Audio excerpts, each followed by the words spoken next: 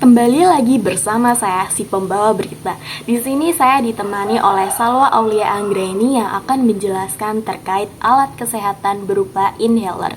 Karena dari survei yang dilakukan tim saya, orang-orang belum tahu tentang apa sih itu inhaler, ada berapa jenis sih inhaler itu, dan cara penggunaannya gimana sih? Tahu nggak apa itu inhaler? Jenisnya apa aja ya? Terus cara penggunaannya gimana? Yang aku tahu sih cuma yang buat hidung tersumbat ya. Enggak, apa sih itu Mbak inhaler itu? Inhaler, pernah dengar itu kayak buat obat orang asma itu bukan ya? Tapi kalau jenisnya kurang tahu. Baik, tanpa berlama-lama, saya persilahkan kepada Salwa untuk menjelaskan terkait inhaler. Baik, terima kasih kepada si pembawa berita. Pertama ada definisi inhaler. Inhaler merupakan sebuah alat yang digunakan untuk menggunakan obat secara inhalasi menurut Departemen Kesehatan Republik Indonesia tahun 2015. Pada umumnya, inhaler ditujukan untuk penggunaan obat asma dengan menggunakan cara ini. Obat akan lebih mudah masuk ke dalam saluran pernafasan sehingga dapat bekerja lebih cepat untuk mengatasi serangan penyakit asma dan mengurangi efek samping. Selanjutnya ada jenis-jenis inhaler yang terbagi menjadi 4, yaitu 1 MDI atau moderate dose inhaler, 2 DPI dry powder inhaler, ketiga HandiHaler, keempat ada turbohaler.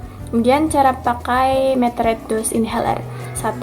Buka penutup, kedua kocok kanister agar obat homogen, ketiga tegakkan posisi dan keluarkan nafas, keempat letakkan keseluruhan mulut inhaler di antara bibir, kemudian rapatkan bibir, kelima hirup nafas dalam dan pelan serta tekan inhaler secara bersamaan, serta lanjutkan menghirup nafas sampai maksimal, keenam tahan nafas hingga 10 hitungan, ketujuh keluarkan alat dari mulut, kedelapan kumur-kumur dengan air dan bersihkan mulut inhaler dengan tisu setelah tidak digunakan.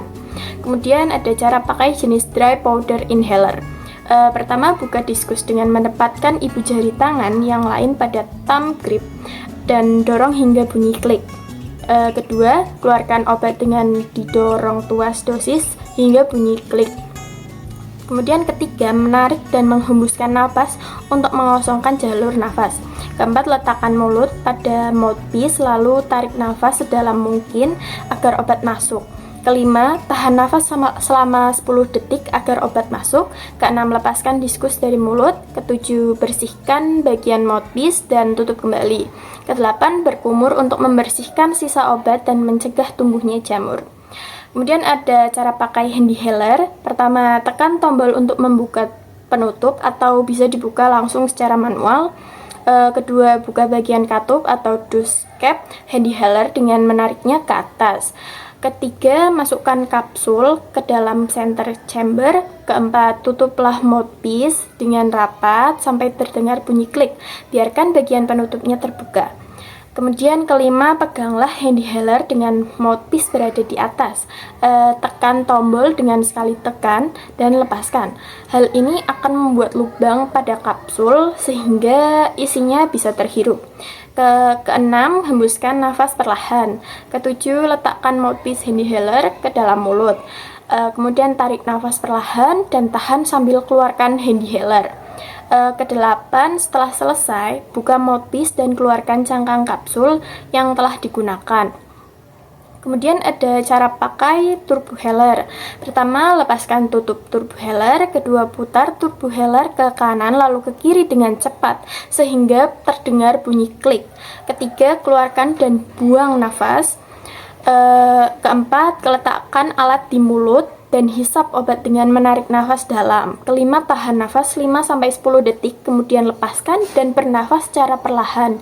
Keenam, bersihkan alat dan tutup kembali. Ketujuh, berkumur dengan air hangat. Baik, sekian penjelasan saya terkait inhaler. Sekian berita kali ini. Ditunggu berita yang lainnya ya, kalau ada. Oke teman-teman, terima kasih sudah menonton videonya.